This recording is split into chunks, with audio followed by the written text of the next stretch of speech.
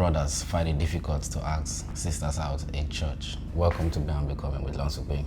Thank you so much All right. for having me. So today we'll be talking about why brothers find it difficult to ask sisters out in church. Why most of them go out to go and get wives and bring into that church. And why is it that the people, some of these sisters tag as bad people, have more confidence than the brothers in church coming to ask them out, you understand? So, and again, we're also going to look at the fact that, is it compulsory to marry a sister from your church? Elusa, what do you have to say about that?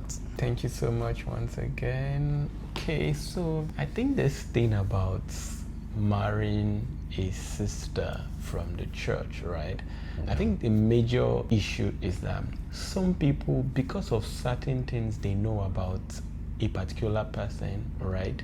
It's one of the reasons why people find it difficult getting married to sisters in church. And some sort of over familiarity, because I've seen these things, and obviously everyone out there has seen this thing happen time and time again. Over familiarity is number one big thing, and the next thing is obviously some things you think you know about the person. What's basically this thing about over familiarity? Oh, there's this sister whereby every Sunday you guys see her, every Tuesday you see her, every Thursday you see her, you guys joke, you guys laugh and everything. You just feel like, oh, I have this person, I can always see this person, I can always talk to this person. You understand? You just feel like, oh, so far as this one, no problem. And in some cases, what you're supposed to do and just get it out of the way, you are now like, okay, you know what, I will do it. And all of a sudden, one guy out there just boom, meet up this person, likes her, come talk to her. This is like real time. I've seen this happen time and time again. So it's almost normal for things like this to happen in church. Okay, I think you have a strong point there, all right, but I think most of the ladies, do you think the problem is just from the ladies? How about the guys? So one thing about the guys, I'm going to make reference to a particular church. I'm not going to mention the name though. So there's this thing about the ladies wanting to look down on the guys, right, in some sort of way. Right, because okay, you see this person maybe because of his outfit or maybe because of what his finance or whatever it is. Some people just feel like some guys are not up to their standard. They're not like up to their level, right? And so this thing is also what brings about the stigma, which is why it's like, okay, guys are not getting married to the ladies, ladies are not getting married to the guys. So rather than having to look at the person's particular situation, while it's also good to be sure you're going to be in the right hands, but it's also good to believe in that person you want to have a relationship with.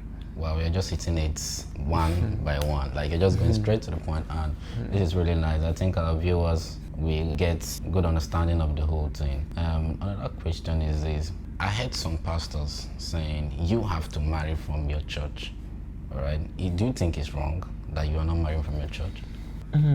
There's never a time that marriage had to do anything with your church, because if marriage had anything to do with your church, God would not be particular about you finding the woman meant for you. While finding a woman in your church is okay, but there is no sort of law or sort of criteria that says the person has to be in your church. So if people choose to go outside to marry, fine, all right. If people feel like, oh, because they've taken time to observe, to study this person, I feel like this person is the one for me, by all means, there are people that God even move around for this purpose, because there's a reason why you started attending this church. There's a reason why she started attending this church.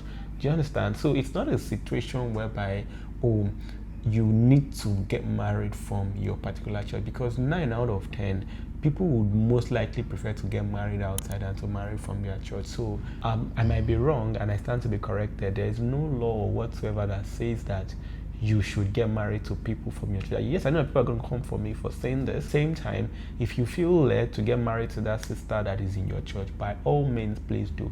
But if God is not saying anything about that, please, you have to do the right thing. Thank you. Yeah, thank you for that. I asked you guys why most of them didn't get married from that church. Some of them made some sort of comment like, this church, so number of people don't sleep with so number of girls. So the number of guys don't sleep with the number of girls. So you can't expect me to go marry them. Like, you expect me to get married to these girls that that most of the brothers in church have rounded up. So what do you have to say about that? Is it now in church, is it that we are now behaving like the world in church, sleeping around with each other? As in, what's the pattern behind the whole thing? I mean, what's the difference between a Christian relationship and then a normal relationship out there? This is a bit dicey, right? And I'm not here to say what is right or what is wrong, like, you understand? Because I think that is one of the major reasons why most of these guys don't go for girls in church, because most of them, they feel like, brother Paul is already with sister Janet, and somehow the relationship did not work. I like sister Janet. Maybe most of them that have bad mind can also go for sister Janet for their personal gain, and after then they still want to marry sister Janet, right? So what do we have to say about this thing? Okay, so marriage has never had anything to do with someone's opinion about someone. Do you understand? So I might just be a little bit very direct about this response, but the truth is, when you want to get married to someone, you have to go with what God is saying. Who has been slept with and who has not been slept with? Because even when you get married from outside, you don't know who has been slept with and who they haven't slept with. So it shouldn't, while it's a good thing to look out for, it shouldn't be something you want to channel so much of your energy into. And guys and girls out there, I like to say this, right? Try to define things. If it's good to, because, you know, not just in church, schools, offices and everything, the moment a particular guy, a particular lady is beginning to like get attached to someone, it's very easy for people to be like, oh, this one now, husband and wife then be, and all of that. But really, you don't want to associate yourself with the wrong set of persons. It's okay to be friends. It's okay to have a good conversation with someone. But when you are beginning to see that they are attaching you on a particular, try and make things clear. Because even I myself, I've had a particular scenario whereby I was supposed to go for a certain person, but when just like they were flying around, I was like, okay, you know what, let me watch. But in my own situation, it was a bit different because I clearly heard that, okay, that was not the person for me. So two things. First thing, you want to keep yourself as a girl, as a guy. You don't need to mess around. So stay clean in church, because the person you think you are having an affair with, it will definitely go out and it's giving you a bad record, right? So, but still, that's not to say that it's a reason why the guys want to hold on to some sort of information and not pay attention to the ladies. Yeah. Thank you so much, sir. I think we are actually out of time, and this is really insightful. All right, this is really, really insightful. So, in summary, what do you have to say to people out there that really want to settle down, maybe ladies in church and guys in church? What do you have to say to them? So much to say, but the first thing you want to do is you want to know what you want. You want to know what you want. You want to know what God wants for you, and you want to be ready for that kind of person that you want for yourself. Because, you know, some people are just very selfish, and by selfish I mean you want the guy that is this, that is that. Are you that kind of person to that guy?